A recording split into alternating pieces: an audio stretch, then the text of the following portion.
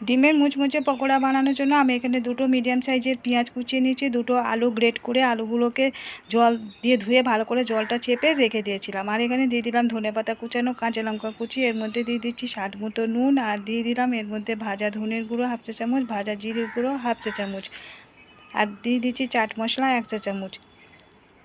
এবারে দিয়ে দিলাম সামান্য একটু হলুদের গুঁড়ো 1/4 টিস্পুন হলুদের গুঁড়ো দিয়ে এবারে সমস্ত উপকরণগুলোকে প্রথমে একটু হাত দিয়ে মেখে নিচ্ছি।